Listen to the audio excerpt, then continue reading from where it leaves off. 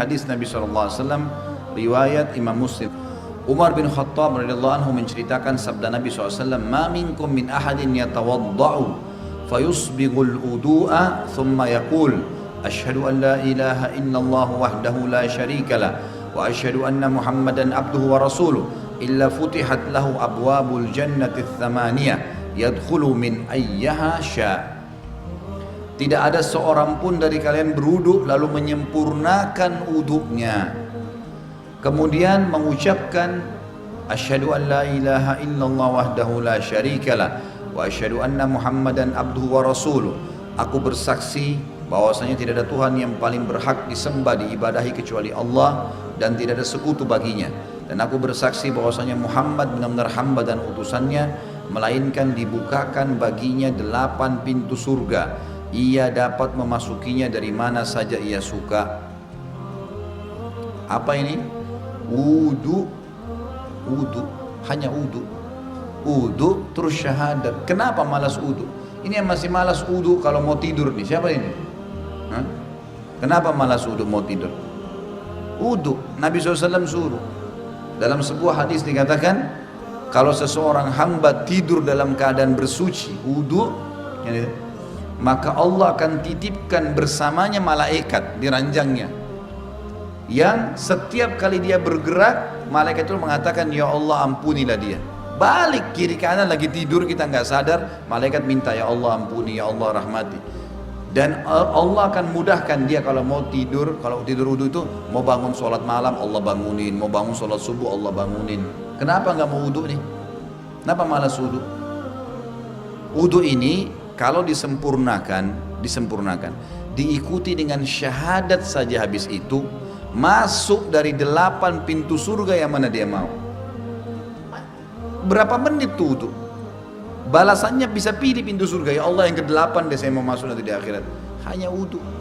Wudu itu bukan cuma untuk sholat, makanya para sahabat selalu wudu, batal wudu, selalu, nggak pernah berhenti, harus wudu. Tapi makna hadis ini adalah pelajaran pertama, Bapak Ibu sekalian, siapa yang berwudu dan menyempurnakan wudunya, penyempurnaan wudu adalah menjalankan seperti sunnah Nabi SAW. Ingat, yang paling pertama niat dalam hati mau wudu karena Allah perintahkan. Yang kedua, harus minimal tempat yang paling standar, minimal ya. Seperti misal wudu itu pergelangan tangan yang diperintahkan. Ini pergelangan tangan. Ini batas minimal. Penyempurnaannya adalah menyentuh semua batas minimal. Kurang sedikit wudunya nggak sah, sholatnya nggak sah. Makanya ada makna hadis menyempurnakan wudu. Maksudnya adalah menyempurnakan tempat minimal, dan kalau Bapak Ibu lebihkan jauh lebih baik. Sabda Nabi SAW, saya ingin sekali bertemu dengan saudara-saudara saya. Kata para sahabat, ya Rasulullah, kami saudara-saudara Anda. Kata Nabi SAW, bukan, kalian sahabat-sahabatku, saudara-saudaraku yang datang nanti sepeninggalku, kita ini semua.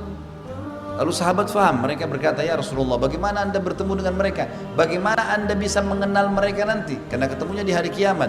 Kita ketemu dengan Nabi SAW kapan? Di hari kebangkitan, mahsyar.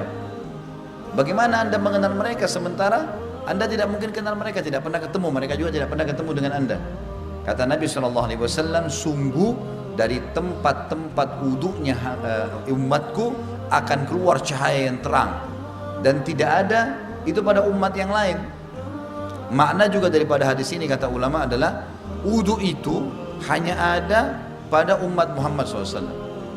Makna hadis itu karena dikatakan akan keluar cahaya dari tempat-tempat wudunya umatku. Maksudnya kalau umat-umat lain juga ada wudunya, berarti keluar cahaya juga.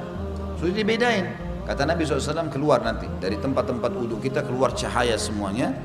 Dan bukankah seseorang yang memiliki kuda-kuda yang banyak bisa membedakan antara kuda-kuda itu bila ada kuda yang keempat kakinya berbulu warna putih, warna apapun badannya, tapi keempat kakinya itu berwarna ada bulu putihnya.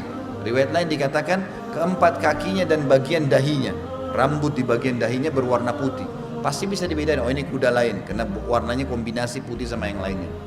Maka begitu pula saya akan membedakan umatku. Dalam riwayat lain, riwayat Sahih, riwayat Bukhari juga, kata Nabi SAW, lanjutan hadis tadi, dan siapa yang bisa memanjangkan jamahan uduknya supaya cahayanya memanjang, maka lakukanlah. Disunnahkan lebihan, misal minimal tadi pergelangan, lebihkan. Minimal wajah seperti ini maka dilebihkan sampai di bawah dagu. Kemudian siku, ini batas minimal, lebihkan sampai di lengan. Batas minimal kaki, mata kaki, lebihkan sampai ke betis, gitu kan. Dan boleh wudhu pada saat orang lagi mandi, di kamar mandi tidak pakai pakaian boleh, asal bukan di tempat umum, insya Allah nggak apa-apa. Lah iya, kamar mandi kita sendiri ada pintunya tertutup nggak ada masalah. Karena pernah ada yang bilang gitu, Ustadz boleh nggak saya wudhu sementara saya mandi, atau saya harus tutup dengan sarung atau handuk? Kalau sendirian nggak ada masalah, nggak ada larangan di situ. Nah kita boleh. Nah pada saat itu justru kesempatan melebihkan, siku bisa dilebihkan, mata kaki bisa dilebihkan, kan bisa dilebihkan gitu kan, kesempatan pada saat itu.